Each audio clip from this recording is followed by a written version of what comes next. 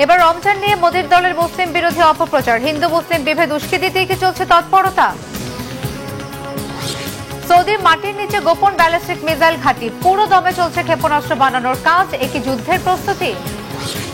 আমেরিকায় হু হু করে বাড়ছে ডিমের দাম, প্রতি ডজন বিক্রি হচ্ছে প্রায় 1500 টাকায়। কেন এত বাড়লো ডিমের দাম? আসসালামু আলাইকুম, দেখছিলেন Bangla vision world news headline. এবারে বিস্তারিত।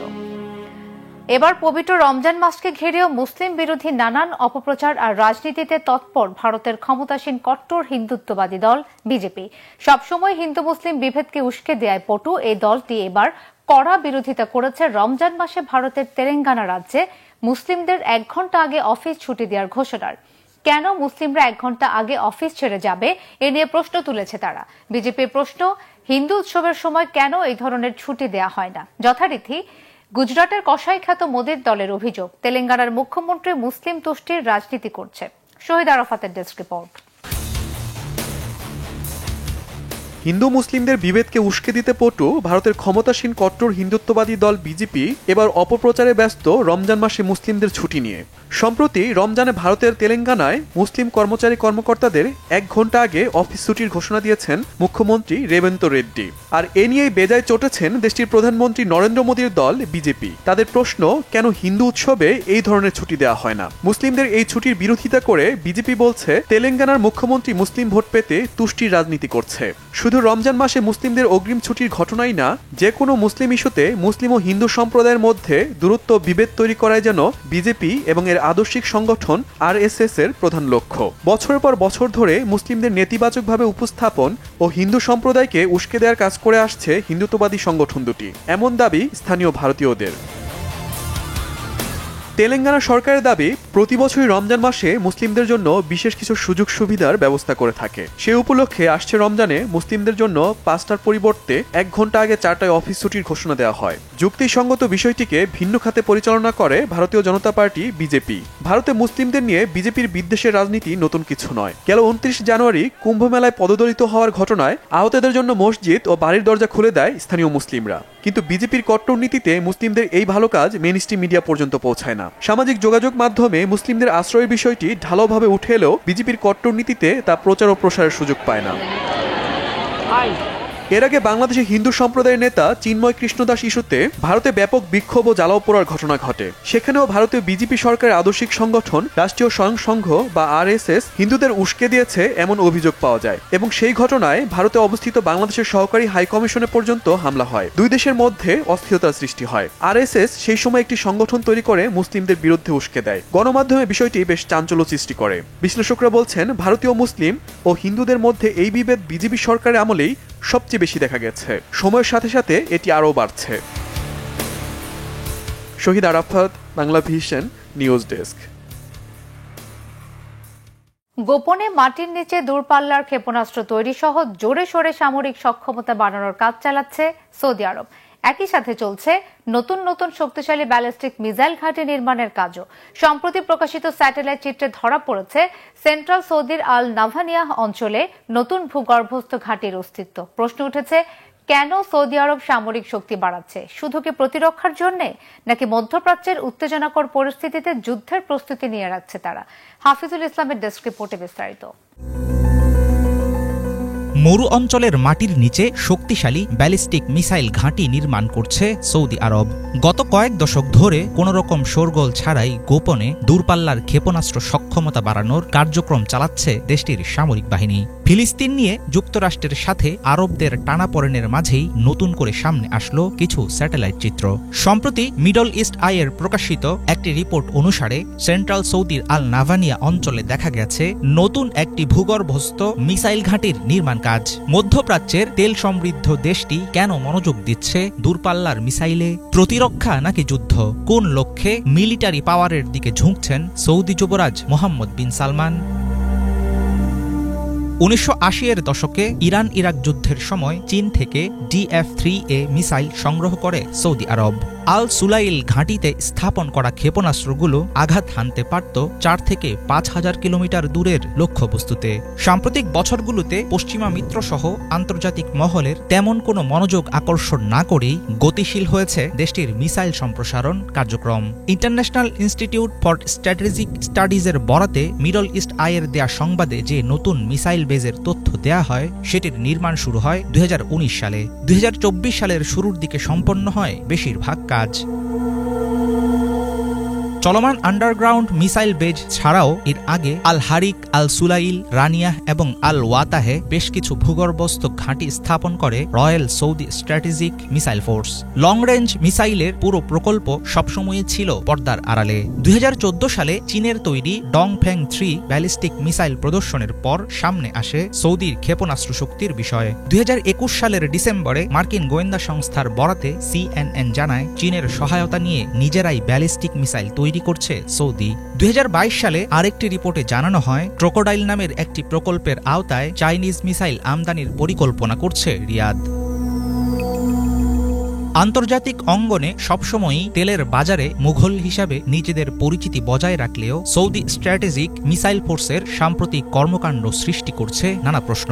নতুন মিসাইল বেস তৈরির পাশাপাশি ওয়াদি আল দাওয়াসির সহ পুরনো বিভিন্ন ঘাঁটিতে অবকাঠামো নির্মাণ কার্যক্রম চালানোর খবর জানা গেছে বিভিন্ন রিপোর্টে। আনুষ্ঠানিকভাবে কিছু না বললেও আরব রাষ্ট্রটির সামরিক শক্তি বৃদ্ধির দিকে যুক্তরাষ্ট্রের গোয়েন্দাদের রয়েছে সতর্ক নজর। তেলের উপর নির্ভরতা কমিয়ে আয়ের অন্যান্য মাধ্যম তৈরিতে উঠে পড়ে লেগেছে সৌদি আরব। দেশটির ভিশন 2030 কর্মসূচির অংশ হিসাবে পর্যটনের পাশাপাশি একাধারে চলছে অভ্যন্তরীণ প্রতিরক্ষা শিল্প জোরদারের চেষ্টা। নিরাপত্তা বিশ্লেষকদের ধারণা সরাসরি যুদ্ধ প্রস্তুতির অংশ না হলেও আগামীতে সংকটের সময় ব্যালিস্টিক মিসাইল সমৃদ্ধ করার এমন কৌশলগত পদক্ষেপের ফায়দা তুলতে পারবে দেশটির সামরিক বাহিনী। তবে স্ট্র্যাটেজিক মিসাইল ফোর্সকে শক্তিশালী করার মধ্য দিয়ে আসলে কি চাইছেন সৌদি যুবরাজ সেটা এখনই বলা যাচ্ছে না। হাফিজুল ইসলাম, বাংলা ভিশন। ইসরায়েলি কারাগারে আটক শত শত ফিলিস্তিনি মুক্তির বিনিময়ে গাজা থেকে শনিবার আরও 5 ইসরায়েলি বন্দীকে ছেড়ে দিয়েছে ফিলিস্তিনের স্বাধীনতাকামীদের সংগঠন হামাস। হামাস যখন বন্দীদের হস্তান্তর করছিল তখন তাদের মধ্যে একজন স্থাপন করলেন অনন্য এক নজির। হাত নাড়তে নাড়তে 2 হামাস যোদ্ধার কপালে চুমু খেলেন এক ইসরায়েলি জিম্মি। তবে যুদ্ধবিরতির চুক্তি অনুযায়ী 6 জিম্মিকে মুক্তি পেলেও অপমানের অভিযোগে তুলে 6 শতাধিক ফিলিস্তিনিকে মুক্তি দিতে চাইছে না ইসরায়েল। ফলে অনির্দিষ্টকালের জন্য ফিলিস্তিনি বন্দীদের মুক্তি পিছিয়ে দিয়েছে ইসরায়েল। বিস্তারিত মিরফজলের আপডেট ডেস্ক রিপোর্টে। জিম্মিদের মুক্তির সময় একের পর এক মানবিক আচরণ করে আসছে ফিলিস্তিনের স্বাধীনতাকামীদের সংগঠন হামাস। এবার জিম্মিদের মুক্তির সময় দেখা মিলল অসাধারণ এক দৃশ্যের। মুক্তির সময় যোদ্ধাদের কপালে চুমু দিয়ে অনন্য নজির স্থাপন করলেন এক ইসরায়েলি জিম্মি।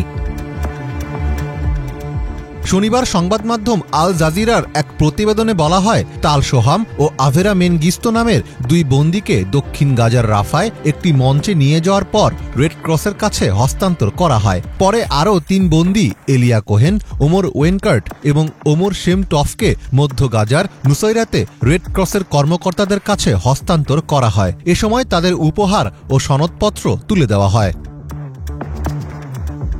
সে সময় নজিরবিহীন এক দৃষ্টান্ত স্থাপন করেন 22 বছর বয়সী ওমর শেমটফ। বন্দুকধারী ও মুখোশধারী যোদ্ধাদের কপালে চুম্বন করেন তিনি। সেই সাথে উপস্থিত জনতাকে লক্ষ্য করে চুম্বন ছুড়ে দেন টফ। এছাড়াও সমবেত জনতার দিকে তাকিয়ে হাসতে ও হাত নাড়তে দেখা যায় তার সাথে থাকা বাকি 2 ইসরায়েলি বন্দীকেও। বিষয়টি বেশিরভাগ ইসরায়েলি সংবাদ মাধ্যম এড়িয়ে গেলেও সামাজিক মাধ্যম সহ বিভিন্ন গণমাধ্যমে দ্রুতই ছড়িয়ে পড়ে সেই ভিডিও। পরিবারের কাছে ফিরে যাওয়ার সময়ও হাসি মুখে দেখা গেছে টফকে। হেলিকপ্টারে চড়ে হসপিটালে যাওয়ার পথে হিব্রু ভাষায় নিজের আবেগ প্রকাশ করে টফ লিখেন, এখন সব ঠিকঠাক। 500 দিনেরও বেশি সময় ধরে বন্দী থাকার পর টফকে কাছে পেয়ে খুশিতে আত্মহারা হয়ে পড়ে তার পরিবার। এদিকে যুদ্ধবিরতির চুক্তি অনুযায়ী 6 জিম্মির মুক্তি পেলেও এর বিনিময়ে 6 শতাধিক ফিলিস্তিনিকে মুক্তি দিতে চাইছে না ইসরায়েল। আর এর কারণ হিসাবে অপমানের অভিযোগ তুলেছেন ইসরায়েলের প্রধানমন্ত্রী বেনিয়ামিন নেতানিয়াহু, যার ফলে অনির্দিষ্টকালের জন্য ফিলিস্তিনি বন্দীদের মুক্তি পিছিয়ে দিয়েছে ইসরায়েল। এক বিবৃতিতে নেতানিয়াহু বলেছেন, অপমানজনক অনুষ্ঠানের মাধ্যমে জিম্মিদের অসম্মান করা হয়েছে। এছাড়া অপপ্রচারের জন্য জিম্মিদের নিন্দনীয়ভাবে ব্যবহার করার কারণে এই সিদ্ধান্ত নেওয়া হয়েছে। পরবর্তী ধাপে অপমানজনক অনুষ্ঠান ছাড়া জিম্মিদের মুক্তি না দেওয়া পর্যন্ত যেসব ফিলিস্তিনি মুক্তি দেওয়ার পরিকল্পনা করা হয়েছিল তাদের ছাড়া হবে না। এরই মধ্যে পশ্চিম তীরে নতুন করে ইসরায়েলি সহিংসতা বাড়ছে। পশ্চিম তীরের দখলকৃত এলাকায় ইসরায়েলি বাহিনী 2 ফিলিস্তিনি শিশুকে হত্যা করেছে। 12 বছর বয়সী নাসের আল হাইমুনিকে হেব্রনে এবং 13 বছর বয়সী রিমাস আল আমুরিকে জেনিনে গুলি করে হত্যা করা হয়। এছাড়া দেইর দিবেওয়ানে ইসরায়েলি বাহিনী হামলা চালিয়ে শত শত গবাদি পশু লুট করেছে বলে জানিয়েছে ফিলিস্তিনি সংবাদ সংস্থা ওয়াফা। একই সঙ্গে কুসরা শহরে ইসরায়েলি বাহিনীর অভিযানে টিয়ার গ্যাস ছোড়ার কারণে অসংখ্য মানুষ শ্বাসকষ্টে ভুগছেন। মীর ফজলে রাব্বি, বাংলা ভিশন। যুক্তরাষ্ট্রে হু হু করে বেড়ে চলেছে ডিমের দাম। গত বছরের তুলনায় প্রায় দ্বিগুণ হয়েছে এই দাম। কোন কোন অঙ্গরাজ্যে ডিমের ডজন বিক্রি হচ্ছে প্রায় 1500 টাকায়। পরিস্থিতি সামাল দিতে সম্প্রতি তুরস্ক থেকে 15,000 টন ডিম আমদানি করেছে যুক্তরাষ্ট্র। কিন্তু আমেরিকায় হঠাৎ কেন এত বাড়ল ডিমের দাম? কেন ডিম এখন স্বর্ণের মতো দামি? এর পেছনে কি কারণ থাকতে পারে? মহামারী নাকি অন্য কোনো কারসাজি? বিস্তারিত হাফিজুল ইসলামের ডেস্ক রিপোর্টে। যুক্তরাষ্ট্রে সাম্প্রতিক দাবানল থামলেও দেশটির ডিমের বাজারে লেগেছে মূল্যবৃদ্ধির আগুন। 1 ডজন ডিম কিনতে খরচ হচ্ছে 1400 টাকার বেশি। শুনতে অবিশ্বাস্য মনে হলেও বর্তমান চিত্র অনেকটা এরকমই। 2025 সালের শুরুতে দেশটিতে রেকর্ড উচ্চতায় পৌঁছে ডিমের দাম। নিউ ইয়র্ক, ক্যালিফোর্নিয়া, ফ্লোরিডা সহ অনেক অঙ্গরাজ্যে ডিমের ডজন বিক্রি হচ্ছে গত বছরের তুলনায় প্রায় দ্বিগুণ মূল্যে। পাল্লা দিয়ে বেড়েছে ডিম দিয়ে তৈরি খাবারের দাম। কিন্তু কেন ঘটছে এমন মূল্যবৃদ্ধি? এর পেছনে কি রয়েছে ভয়াবহ কোনো মহামারী? 2025 সালের জানুয়ারিতে 1 ডজন গ্রেড এ ডিমের মূল্য দাঁড়িয়েছে 535 টাকা। ক্যালিফোর্নিয়ার মতো কিছু অঙ্গরাজ্যে এই দাম পৌঁছেছে 1070 টাকা পর্যন্ত। কোনো কোনো এলাকায় প্রায় 1500 টাকাও ছুঁয়েছে ডজন প্রতি ডিমের দাম। 2024 সালের একই সময়ে সমমানের ডিমের মূল্য ছিল 70% কম। বাজারে অস্থিরতা থাকার পরেও বাংলাদেশে 1 ডজন ফার্মের মুরগির ডিমের মূল্য সর্বোচ্চ 170 থেকে 180 টাকা। সেই তুলনায় ভয়াবহ অবস্থার মুখোমুখি মার্কিন ভোক্তা শ্রেণী। ডিমের অস্বাভাবিক এমন মূল্যবৃদ্ধির প্রধান কারণ এভিয়ান ইনফ্লুয়েঞ্জা বা বার্ড ফ্লুর ব্যাপক হারে ছড়িয়ে পড়া। আলোচিত এই ভাইরাসের কারণে যুক্তরাষ্ট্রের বাণিজ্যিক খামারগুলোতে মৃত্যু ঘটছে কোটি কোটি মুরগির। ডিমের দাম নিয়ন্ত্রণে রাখতে বিভিন্ন দেশ থেকে ডিম আমদানি করতে বাধ্য হচ্ছে দেশটি। সম্প্রতি তুরস্ক থেকে 15,000 টন ডিম রপ্তানি করেছে মার্কিন সরকার। এমন পরিস্থিতির জেরে বিপাকে পড়েছেন মধ্যবিত্ত ও সাধারণ শ্রেণীর মানুষ। চলতি বছর জানুয়ারিতে দেশটিতে 2/3 বেড়েছে খাবারের ব্যয়। ডিমের বাজারে চাহিদা লাফিয়ে বাড়লেও কমছে যোগান। আমেরিকা জুড়ে ক্রেতারা বাধ্য হচ্ছেন বেশি দামে ডিম কিনতে। সেই সাথে ভোগান্তি বাড়িয়েছে রেশনিং পদ্ধতি। জর্জিয়ার পাউডার স্প্রিংসের এক খামারি জানান, স্থানীয় চাহিদা অনেক বেড়ে যাওয়ায় নির্ধারিত পরিমাণের বাইরে বেচা বিক্রি বন্ধ করে দিয়েছেন অনেক উৎপাদনকারী। ডিম এখন স্বর্ণের মতো দামি, যদিও লাভের পরিমাণ খুবই কম, কারণ মুরগির খাবারের দাম অনেক বেশি। এর সাথে যোগ হয়েছে সুযোগ সুবিধা ও রক্ষণাবেক্ষণের ব্যয়বহুল খরচ। ডিম উৎপাদনে খুব বেশি অর্থের দরকার না হলেও অন্য কিছুতে অনেক টাকা লাগে। বিভিন্ন খাবার রেসিপি, বেকিং এর জন্য ডিম লাগে। অনেকে সকালের নাস্তায় খায়। এছাড়াও আরো অনেক কাজেই ডিম লাগে। দুধ ও রুটির মতো এটিও একরকম প্রধান খাদ্য। বিষয়টা এরকম যে ডিম আপনাকে খেতেই হবে। মার্কিন কৃষি বিভাগের তথ্য অনুসারে 2022 সালে যুক্তরাষ্ট্রের পোল্ট্রি শিল্পে বার্ড ফ্লুর প্রাদুর্ভাব শুরু হওয়ার পর থেকে এই ভাইরাসের কারণে নিশ্চিহ্ন হয়ে গেছে প্রায় 15,90,00,000 মুরগি, টার্কি এবং অন্যান্য পাখি। কোনো বড় উৎসবের কারণে ডিমের চাহিদা বাড়লে আরও বৃদ্ধি পায় দাম। চলমান সংকট অচিরেই থামবে নাকি নতুন রেকর্ড গড়বে ডিমের মূল্য, সেটা নিয়ে থাকছে অনিশ্চয়তা। হাফিজুল ইসলাম, বাংলা ভিশন। আবারও HKU5CoV-2 নামে চীনে একটি নতুন করোনা ভাইরাস শনাক্ত হয়েছে। মহামারী সৃষ্টিকারী অন্যান্য ভাইরাসগুলোর সাথে নতুন এই ভাইরাসটির অনেকটাই মিল রয়েছে। এই ভাইরাস শনাক্ত হওয়ার পর চীনে ব্যাপক আতঙ্ক ছড়িয়ে পড়েছে। শঙ্কা তৈরি হয়েছে কোভিড-19 মহামারীর পর আবারও নতুন মহামারী ছড়িয়ে পড়ার। বিস্তারিত ডেস্ক রিপোর্টে। আবারও বিশ্বকে শঙ্কিত করে তুলেছে চীন। 2019 সাল থেকে করোনা ভাইরাসের কারণে বিশ্ব একটি গভীর সংকটের মুখোমুখি হয়েছিল। এবার চীনে নতুন একটি করোনা ভাইরাসের সন্ধান পাওয়া গেছে, যা মানুষের মধ্যে ছড়িয়ে পড়তে পারে বলে আশঙ্কা করা হচ্ছে। রয়টার্সের একটি প্রতিবেদন থেকে এই তথ্য জানা গেছে। এই ভাইরাসটির নাম HKU5CoV2 এবং এটি মহামারীর সৃষ্টিকারী ভাইরাসগুলোর সাথে বেশ সাদৃশ্যপূর্ণ। নতুন এই ভাইরাসের আবির্ভাবের পর চীনে ব্যাপক উদ্বেগ সৃষ্টি হয়েছে এবং কোভিড-19 মহামারীর পর আবারও নতুন মহামারী ছড়িয়ে পড়ার আশঙ্কা তৈরি হয়েছে। এই ভাইরাসটি উহান ইনস্টিটিউট অব ভাইরোলজি থেকে চিহ্নিত হয়েছে। এটি প্রাণী থেকে মানুষের শরীরে ছড়াতে পারে বলে আশঙ্কা করা হচ্ছে, তবে এখন পর্যন্ত এটি কোনো মানুষের শরীরে পাওয়া যায়নি। চীনের উহান শহরের ইনস্টিটিউট অব ভাইরোলজি বাদুড় থেকে একটি নতুন ভাইরাস স্ট্রেন শনাক্ত করেছে। এছাড়া স্ট্রেনটির সাথে মার্স ভাইরাসের সম্পর্ক রয়েছে। মার্স করোনা ভাইরাস অত্যন্ত বিপজ্জনক ও শক্তিশালী একটি ভাইরাস, যা আক্রান্তদের মধ্যে প্রায় 75% মৃত্যুর কারণ হতে পারে। নতুন করোনা ভাইরাসটি প্রথম শনাক্ত করেছেন সংক্রামক রোগ বিশেষজ্ঞ শি ছেংলি। তিনি করোনা ভাইরাস নিয়ে কাজ করার কারণে ব্যাট ওমেন নামে পরিচিত। এই ভাইরাসটির বিস্তারিত তথ্য তিনি একটি বৈজ্ঞানিক জার্নালে প্রকাশ করেছেন। গবেষণায় প্রকাশিত হয়েছে নতুন HKU5CoV2 ভাইরাসটি মানুষের কোষে প্রবেশের পদ্ধতি কোভিড-19 মতোই।